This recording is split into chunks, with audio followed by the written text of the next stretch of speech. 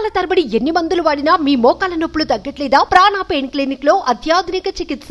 నిరాశ ఆవహించింది, దుఃఖం తన్నుకొస్తుంది, ఓటమి తప్పదన్న భావన మెలిపెట్టింది.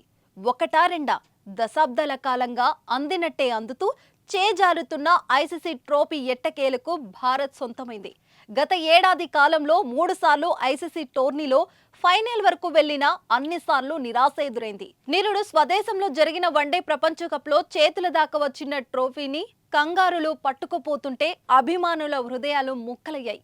2011లో ధోని సారథ్యంలో వన్డే ప్రపంచ కప్ గెలిచిన తర్వాత మళ్ళీ ఐసీసీ టోర్నీ మన దరి చేరలేదు. ఆ తర్వాత 5 సార్లు ఫైనల్ వరకు చేరినా కప్పు దక్కలేదు.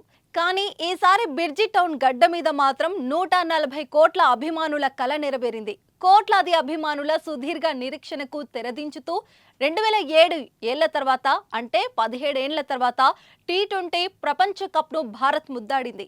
గత 2 ప్రపంచ కప్లలో తమను దెబ్బ కొట్టిన ఆస్ట్రేలియా, ఇంగ్లాండ్ను ఇంటికి పంపిన రోహిత్ సేన ఫైనల్లో సమిష్టి ఆట తీరుతో సఫారీలను మట్టి కరిపించి జగజ్జయగా నిలిచింది.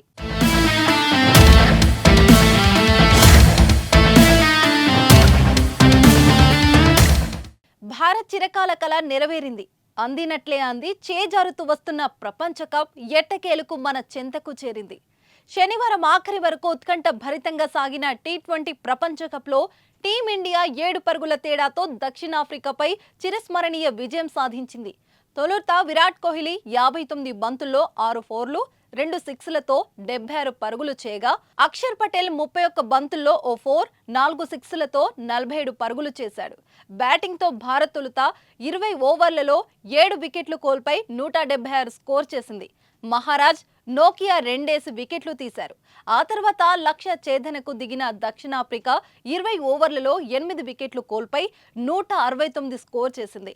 డీకాక్ 39 పరుగులు చేయగా, క్లాసెన్ 27 బంతుల్లో 2 ఫోర్లు 5 సిక్స్లతో 52 పరుగులు చేసి ఇక విజయం దక్షిణాఫ్రికాదే అని అన్నట్లుగా విజృంభించాడు. హర్షదీప్ సింగులకు 2 వికెట్లతో సత్తా చాటాడు. అర్ధ సెంచరీతో జట్టు విజయంలో కీలకమైన కోహ్లీకి మ్యాన్ ఆఫ్ ద మ్యాచ్ 15 వికెట్లతో అదరగొట్టిన బ్రూమాకు ప్లేయర్ ఆఫ్ ద సిరీస్ గా నిలిచాడు.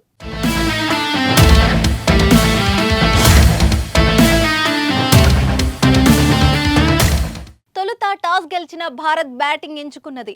మెగా టోర్నీలో ఫామ్ లేమితో సతమతమైన విరాట్ కోహ్లీ ఫైనల్ పోర్లో సత్తా చాటాడు.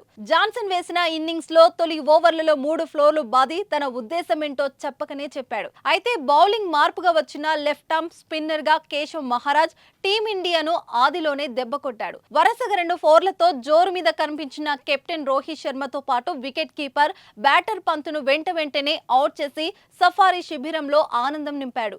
తొలి 2 ఓవర్లు ముగిసేసరికి టీమిండియా 2 కీలక వికెట్లు కోల్పోయి 23 పరుగులు చేసింది. అప్పటికే కష్టాలున్న ఇండియాను రబాడ మరింత ఇబ్బందులోకి నెట్టాడు. భారీ షాట్ ఆడబోయిన మిస్టర్ 360 సూర్యకుమార్ క్లాసెస్ క్యాచ్తో 3వ వికెట్ వెనుదిరిగాడు. 34 పరుగులకే 3 కీలక వికెట్లు కోల్పోయిన తరుణంలో బ్యాటింగ్ ఆర్డర్లో ముందు వచ్చిన అక్షర్ పటేల్ కోహ్లీకి జత కలిశాడు. ఇక్కడ నుంచి టీమిండియా ఇన్నింగ్స్ గాడిలో పడింది. వీరిద్దరూ సఫారీ బౌలర్లను సమర్థంగా ఎదుర్కొంటూ ఇన్నింగ్స్ ను చక్కదిద్దే ప్రయత్నం చేశారు.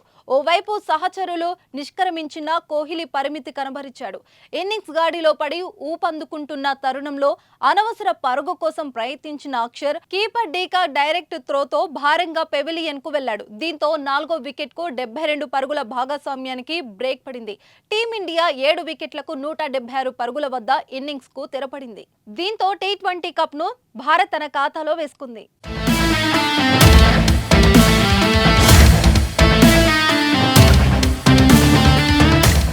సుమన్ టీవీలో మీ పర్సనల్ అండ్ బిజినెస్ ప్రమోషన్స్ కోసం కింది నెంబర్కి కాంటాక్ట్ చేయండి.